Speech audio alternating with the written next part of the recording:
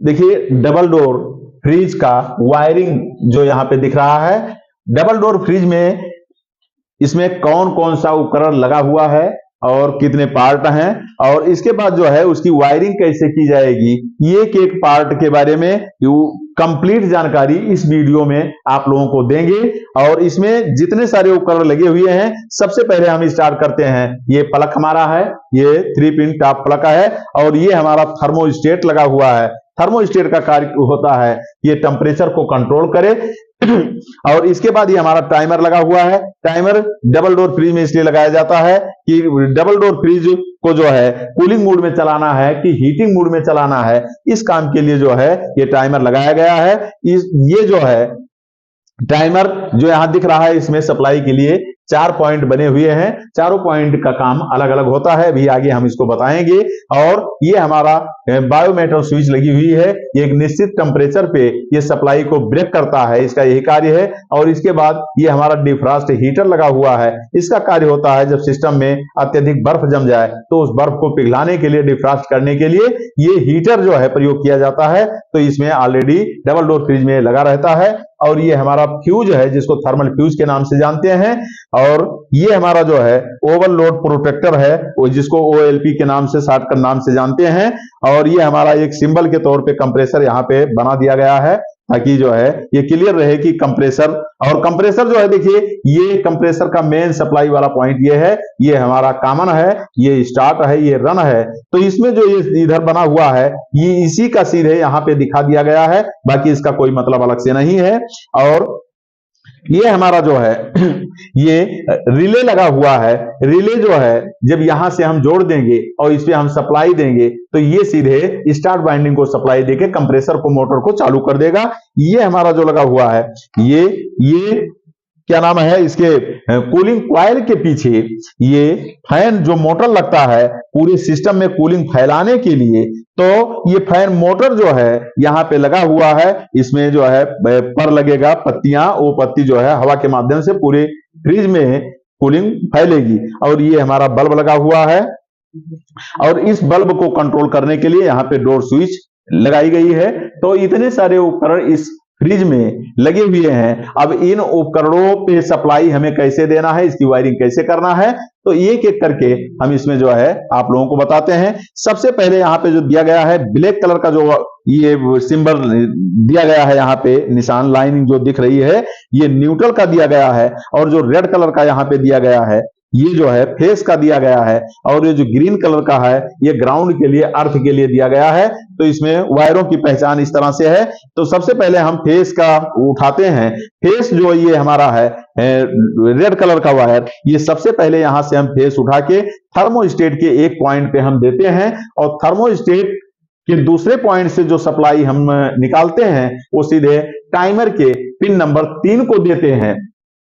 और टाइमर जो है पिन नंबर 4 से सप्लाई को ये आउट कर रहा है, जिससे हमारा जो है ये कंप्रेसर चालू होगा और ये फैन चालू होगा। तो 2 नंबर से जो ये सप्लाई अगर आउट करेगा, तो ये हमारा हीटर चालू करेगा। तो ये 2 नंबर पे या तो जो है सप्लाई देगा, या तो 4 पे देगा, दोनों में से किसी एक पे सप्लाई देगा।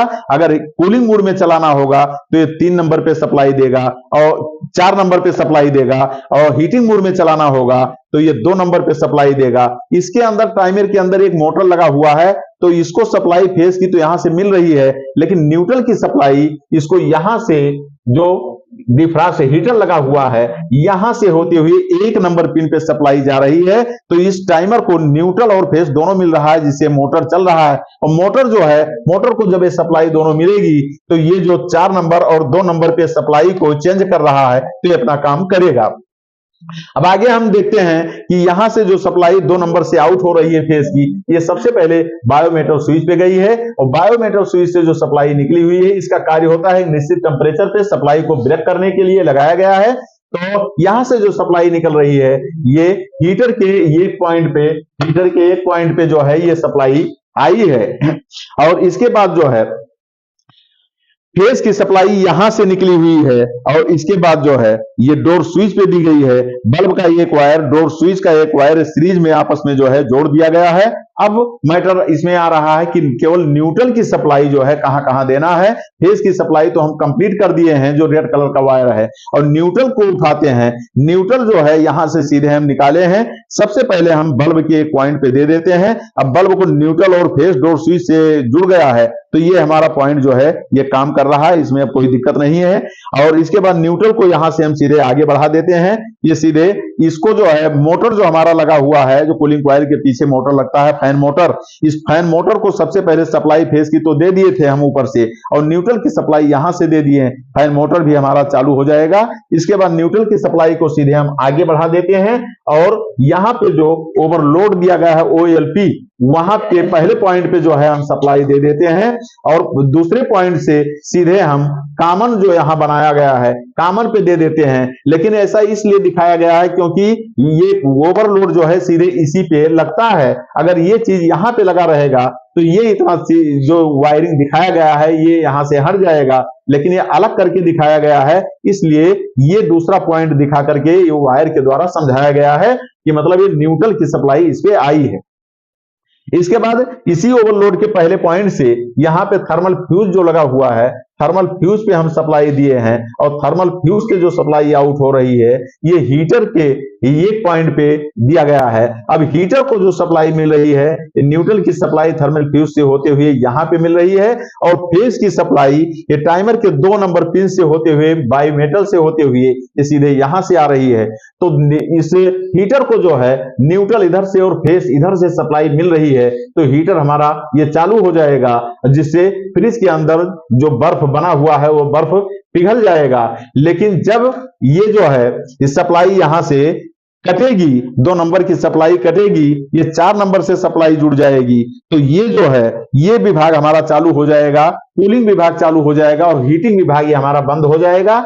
लेकिन इस जो हीटर यहां पे दिया गया है, इस हीटर का 2 कार्य है। एक कार्य है कि ये जो है टेम्परेचर को बढ़ाने का भी कार्य करता है फ्रिज के अंदर, और दूसरा कार्य होता है कि जब ये टेम्परेचर को बढ़ाता नहीं है तो ये जो है कंडक्टर का कार्य करता है। जब टेम्परेचर को बढ़ाएगा तो रेजिस्टेंस का कार्य करेगा, और जब टेम्परेचर को नहीं बढ़ाएगा मतलब ये अपना कार्य नहीं करेगा हीटर, तो ये कंडक्टर का कार्य करेगा। कंडक्टर का कार्य कैसे कर रहा है, क्योंकि यहां पे जो टाइमर लगा हुआ है, इस टाइमर में एक मोटर लगा हुआ है, और मोटर को सप्लाई यहां से फेज 3 नंबर पिन के द्वारा मिल रही है, और इस मोटर को चलाने के लिए न्यूट्रल भी चाहिए। तो न्यूट्रल जो यहां नीचे से आया है, और यहां से होते हुए ये जो फ्यूज थर्मल फ्यूज लगी है यहां से होते हुए सीधे हीटर का जो ये एलिमेंट लगा हुआ है, अब ये एलिमेंट कंडक्टर का कार्य कर रहा है, क्योंकि ये फेज की सप्लाई कटी हुई है, तो वही न्यूट्रल की सप्लाई यहां से होते हुए सीधे ये इधर आ रही है। और जो ब्लैक कलर का वायर यहां पे दिखाया गया है लाइनिंग, ये ब्लैक कलर का वायर न्यूट्रल का है, और न्यूट्रल की सप्लाई ये सीधे यहां से आउट हो रही है, और सीधे इस टाइमर के पिन नंबर 1 पे मिल रही है। तो ये जो है कंडक्टर का भी कार्य कर रहा है, न्यूट्रल की सप्लाई ये आउट भी कर रहा है। लेकिन अगर ये टाइमर जो है 2 नंबर पिन पे फेज की सप्लाई अगर आउट कर रहा है, तो ये तुरंत इसको जो है फेज यहां पे मिल जाएगा, और इधर से न्यूट्रल मिल जाएगा।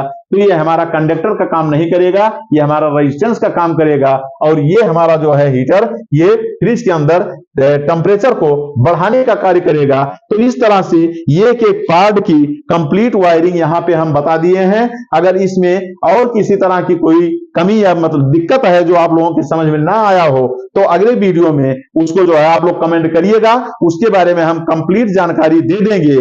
और इस तरह का वीडियो देखने के लिए अयोध्या में हमारी ब्रांच है रमा टेक्निकल कॉलेज के नाम से, तो हमारे चैनल को जो है आप लोग लाइक करें, सब्सक्राइब करें। धन्यवाद।